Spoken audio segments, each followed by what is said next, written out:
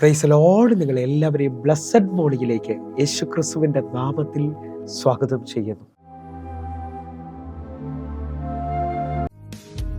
പരിശുദ്ധാത്മാവേ എന്നിൽ നിറയണമേ, നിന്നഭിഷേകം പകരണമേ, തിരുഹിതം എന്നിൽ നിറവേറുവാൻ ആത്മാവിൻ ശക്തി എന്നിൽ ചൊരിയണമേ, തിരുഹിതം എന്നിൽ നിറവേറുവാൻ ആത്മാവിൻ ശക്തി എന്നിൽ ചൊരിയണമേ. മുട്ടോളം പോരാ ശക്തി, അരയോളം പോരാ ശക്തി, മുട്ടോളം പോരാ ശക്തി, അരയോളം പോരാ ശക്തി, നിന്നിട്ടല്ലാതെ കടപ്പൻ വയ്യാത്ത അത്യന്ത ശക്തി എന്നിൽ ഒഴുകിടട്ടെ.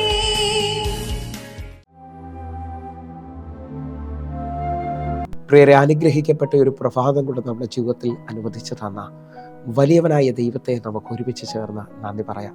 എത്ര പേർ പറയും, ഞാൻ നിന്നതല്ല, എൻ്റെ ദൈവം എന്നെ നിർത്തിയതാണ്.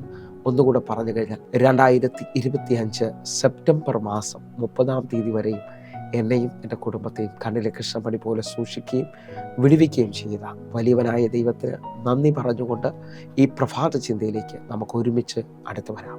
വേഗത്തിൽ ചില നന്മകൾ വെളിപ്പെട്ടു വരാൻ പോവുകയാണ്. പ്രിയരെ, പ്രാരംഭ വാക്യത്തിലേക്ക് യെശയ്യാ പ്രവാചകന്റെ പുസ്തകം 58 അധ്യായം അതിന്റെ 8 വാക്യം. അപ്പോൾ നിന്റെ വെളിച്ചം ഉഷസ് പോലെ പ്രകാശിക്കും, നിന്റെ മുറിവുകൾക്ക് വേഗത്തിൽ പൊറുതി വരും, നിന്റെ നീതി നിനക്ക് മുമ്പായി നടക്കും, യഹോവയുടെ മഹത്വം നിനക്ക് പിൻപടയായിരിക്കും. പ്രിയരെ, ഈ പ്രഭാതത്തിൽ ദൈവം നമ്മോട് ഇടപെട്ട അനുഗ്രഹിക്കപ്പെട്ട വചനത്തിനായി നമുക്ക് ഒരുമിച്ച് ചേർന്ന് ദൈവത്തിന് പറയാം. ഈ പ്രഭാതത്തിൽ എന്നെ കേൾക്കുന്നവരുടെ ജീവിതത്തിൽ വേഗത്തിൽ ചില നന്മകൾ വെളിപ്പെട്ടു വരാൻ പോവുകയാണ്. പ്രിയരെ, നിങ്ങൾ ശ്രദ്ധിച്ചു നോക്കിയേ, നാളുകളായിട്ടൊരു രോഗസൗഖ്യത്തിന് വേണ്ടി പ്രാർത്ഥിക്കുന്നവരുണ്ടാകാം. ഒരുപക്ഷെ നിങ്ങളുടെ വീട്ടിൽ നിങ്ങളുടെ ഭർത്താവാകാം, നിങ്ങളുടെ ഭാര്യയാകാം, നിങ്ങളുടെ മക്കളാകാം, നിങ്ങളുടെ അപ്പനോ അമ്മയ്ക്കോ വേണ്ടി ആയിരിക്കാം നിങ്ങൾ പ്രാർത്ഥിക്കുന്നത്. ഒരു സൗഖ്യമില്ലാതെ നാളുകളായി കിടക്കയിൽ കിടക്കുന്നവരെന്നെ ശ്രദ്ധിക്കുന്നുണ്ടാകാം. എന്നാൽ ഈ വചന സന്ദേശം ഏറ്റെടുത്തുകൊണ്ട് ആരംഭത്തിൽ തന്നെ പ്രാർത്ഥിക്കുകയാണ്. വേഗത്തിൽ വർഷങ്ങളായി നിൽക്കുന്ന രോഗത്തെ ജയിക്കുവാൻ എൻ്റെ യേശുവിന് കഴിയുന്നതുകൊണ്ട് നിങ്ങളുടെ അകമയും പുറമേയും വന്ന് നിൽക്കുന്ന മുറിവുകൾ മനുഷ്യൻ മുറിച്ചതുണ്ടാകാം. ജീവിതത്തിനകത്ത് രോഗമായി മുറിവ് ഉണങ്ങാതെ നിൽക്കുന്നവരുണ്ടാകാം. പ്രത്യേകിച്ച് ഡയബറ്റിക് രോഗമൊക്കെ ആയിട്ട് മുറിവുകൾ ഉണങ്ങാതെ ശ്രദ്ധിക്കുന്നവരെന്നെ കേൾക്കുന്നുണ്ടാകാം. ഇതാ, വേഗത്തിൽ നിന്റെ രോഗങ്ങൾ സൗഖ്യമാകുകയും നിനക്ക് വേണ്ടി ഈ പ്രഭാതത്തിൽ ഒരു അത്ഭുത വിടുതൽ സംഭവിക്കുകയും ചെയ്യാൻ പോവുകയാണ്. അപ്പോൾ ഒന്നാമത്തെ വിഷയം, വേഗത്തിൽ സൗഖ്യം വരാൻ പോവുകയാണ്. രണ്ടാമത്തെ വിഷയം, നാളുകളായി നമ്മൾ പ്രാർത്ഥിക്കുന്ന പ്രാർത്ഥനാ വിഷയത്തിന് വേഗത്തിൽ ഒരു മറുപടി വരാൻ പോവുകയാണ്. വിശുദ്ധ ലൂക്കോസ് എഴുതിയ സുവിശേഷം 18 അധ്യായം അതിന്റെ 7-8 വാക്യങ്ങൾ. ദൈവമോ രാപ്പകൽ തന്നോട് നിലവിളിക്കുന്ന തന്റെ വൃതന്മാരുടെ കാര്യത്തിൽ ദീർഘക്ഷമയുള്ളവൻ ആയാലും അവരെ പ്രതിക്രിയ നടത്തി രക്ഷിക്കുകയില്ലയോ? 8 വാക്യം, വേഗത്തിൽ അവരെ പ്രതിക്രിയ നടത്തി രക്ഷിക്കും എന്ന് ഞാൻ നിങ്ങളോട് പറയുന്നു. എന്നെ കേൾക്കുന്നവരെ, നാളുകളായി ദൈവസന്നിധിയിൽ കരയുന്ന, നാളുകളായി മുട്ടുമടക്കി പ്രാർത്ഥിക്കുന്ന നിങ്ങളുടെ വിഷയത്തിനകത്ത് വേഗത്തിലൊരു മറുപടി ദൈവം തരാൻ പോവുകയാണ്. പ്രാർത്ഥിക്കുന്ന എത്ര പേരുടെ കൂടെ ചേർന്ന് പറയും, ഇതെൻ്റെ മറുപടിയുടെ ദിവസമാണ്. എൻ്റെ കർത്താവ് വേഗത്തിലൊരു മറുപടി എൻ്റെ ജീവിതത്തിൽ തരികയാണ്. അതേപോലെ തന്നെ അടുത്ത വിഷയം എന്ന് പറയുന്നത്, വേഗത്തിൽ ഒരു വിടുതൽ നിങ്ങളുടെ ജീവിതത്തിൽ ദൈവം അയക്കാൻ പോവുകയാണ്. നാളുകൾ മുമ്പോട്ട് പോകാൻ കഴിയാതെ കാരാഗ്രഹത്തിൽ കിടക്കുന്നത് പോലെ ജോലിക്ക് ശ്രമിച്ചിട്ട് ഒരു വിടുതലില്ല, വിവാഹത്തിന് നോക്കിയിട്ട് ഒരു വിടുതലില്ല, തലമുറയിൽ ഒരു വിടുതലില്ല, കുടുംബത്തിൽ ഒരു വിടുതലില്ല, ബിസിനസ്സിൽ ഒരു വിടുതലില്ല എന്ന് പറഞ്ഞുകൊണ്ട് നിൽക്കുമ്പോൾ എന്നെ കേൾക്കുന്നവരെ ശ്രദ്ധിച്ചാട്ടെ, വേഗത്തിൽ ദൈവം നിങ്ങളെ വിടുവിക്കുവാൻ പോകുന്നു. ഉൽപ്പത്തി പുസ്തകം 41 അധ്യായം അതിന്റെ 14 വാക്യം. ഉടനെ ഫറവോൻ ആളയച്ച് യോസഫിനെ വിളിപ്പിച്ചു. അവർ അവനെ വേഗത്തിൽ കുണ്ട്രയിൽ നിറക്കി. അവൻ ക്ഷൗരം ചെയ്ത് വസ്ത്രം മാറി ഫറവോന്റെ അടുക്കൽ ചെന്നു. ഈ വാക്യം നിങ്ങൾ ശ്രദ്ധിച്ചു നോക്കെ. ഉടനെ ഫറവോൻ ആളെ അയച്ചു, വേഗത്തിൽ യോസഫിനെ കുണ്ട്രയിൽ നിന്ന് അല്ലെങ്കിൽ കാരാഗ്രഹത്തിൽ നിന്ന് പുറത്തു കൊണ്ടുവരികയാണ്. ക്ഷൗരം ചെയ്യിച്ച് വസ്ത്രം മാറി ഒരു പുതിയ മനുഷ്യനായി ഇതാ യോസഫ് ഫറവോന്റെ മുമ്പിലേക്ക് വരികയാണ്. നിങ്ങൾ ഈ വാക്യം ശ്രദ്ധിച്ചു നോക്കണം. ഉടനെ ഫറവോൻ ആളെ അയച്ചു.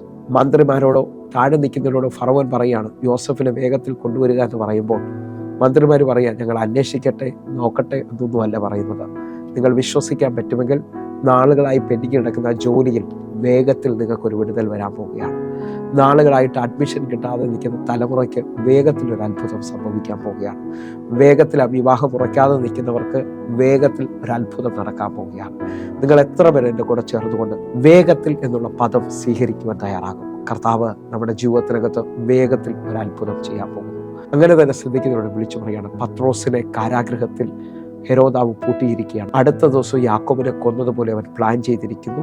3 വാതിലുകളാണ് അവൻ്റെ മുമ്പിൽ അടച്ചിരിക്കുന്നത്. 1-ാം കവാടം, 2-ാം കവാടം, പട്ടണത്തിന്റെ ഇരുമ്പ് വാതില്.